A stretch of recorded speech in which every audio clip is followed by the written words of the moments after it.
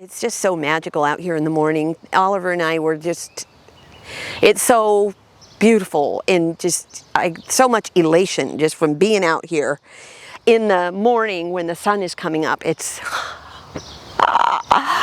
so good. I am ready.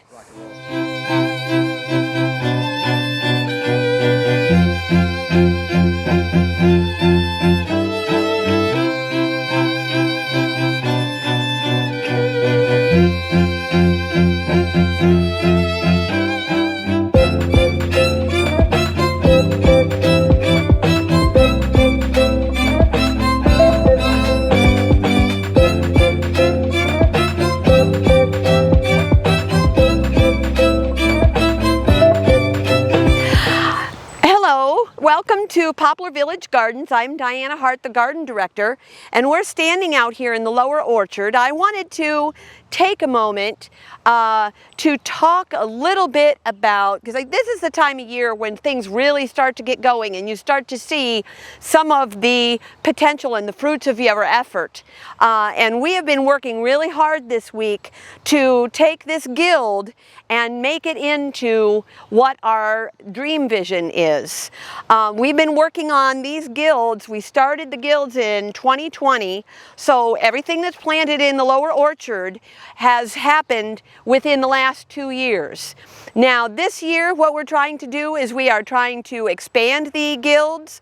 We're trying to make more dense plantings in order to combat some of the weeds that we do not want to have, that are not desirable.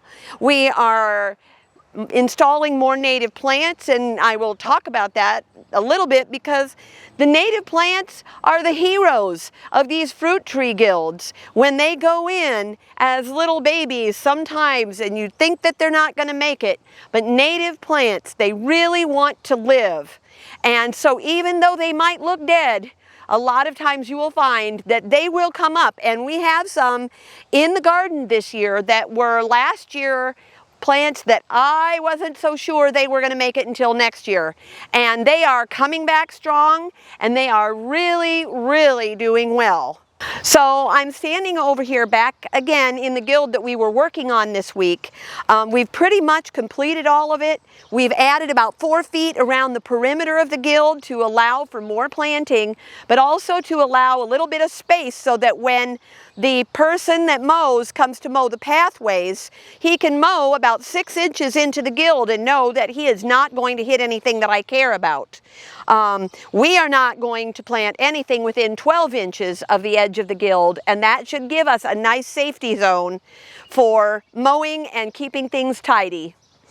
What I'm looking and standing next to right here, this is our compass plant. Now it looks tiny. This was one last year that I didn't think was going to make it. It is doing just fine.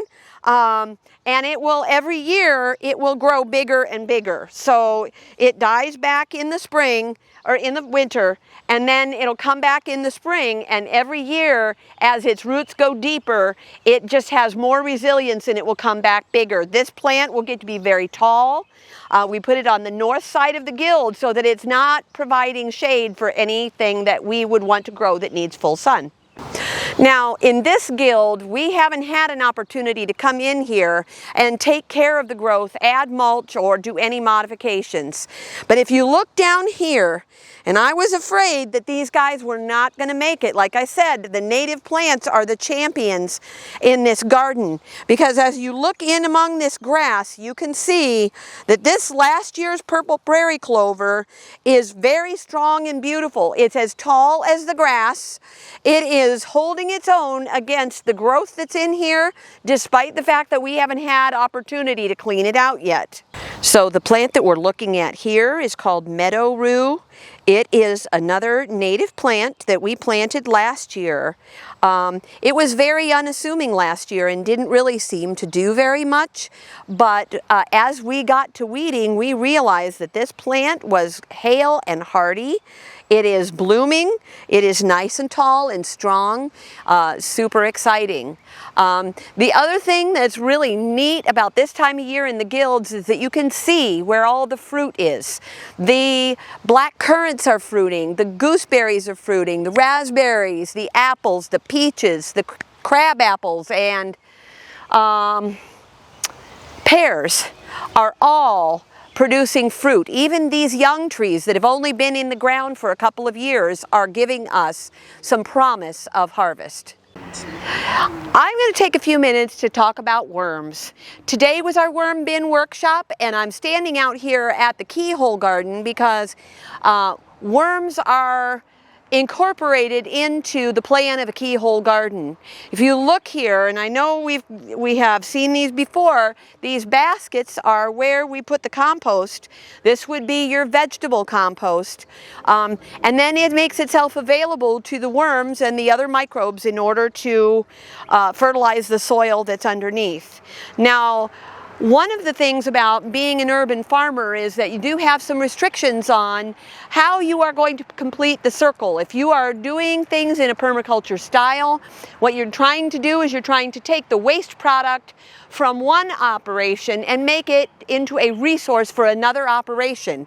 And by having animals on the property, you are completing that circle. Fort Wayne does not allow chickens. We possibly could have rabbits here. I haven't really checked into that all that much, but bees and worms are both livestock that we can have in an urban farm. And so we make use of that. It allows us to take our compost and turn it into fertilizer.